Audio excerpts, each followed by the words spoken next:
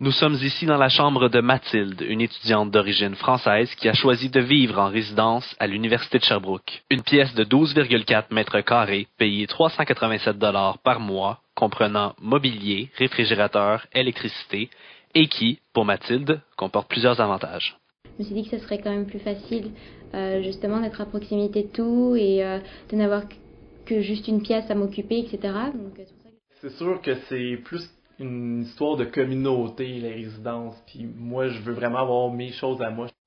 Christian, lui, a plutôt choisi de vivre dans cet appartement situé non loin du campus. Cuisine, salon, chambre à coucher, salle de bain et bureau, il aime avoir plus d'espace pour vivre.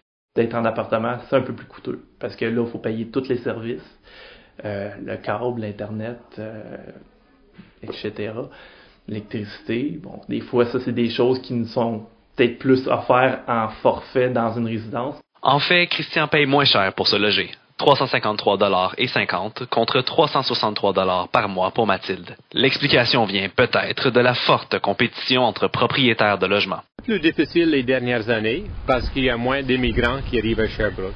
Andrius Valevicius est propriétaire de 14 immeubles d'habitation à Sherbrooke. Il ne considère pas les résidences comme une compétition et n'en tient pas compte lorsqu'il doit déterminer ses loyers.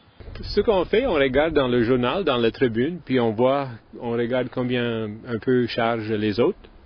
Puis c'est ça, il faut être compétitif. Non, on n'a pas le choix d'être dans le marché. L'Université de Sherbrooke, elle, tente d'être compétitive, mais doit aussi tenir compte du coût des services qu'elle offre. On n'a pas l'obligation d'être le plus bas, OK?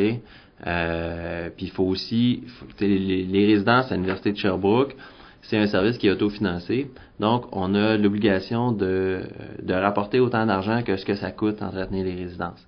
Pour Mathilde, vivre en résidence fut le bon choix à son arrivée, mais elle est aujourd'hui attirée par la plus grande autonomie qu'offre un appartement.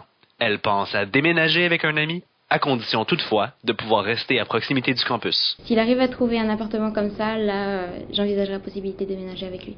Philippe Moisan-Royal, Sherbrooke.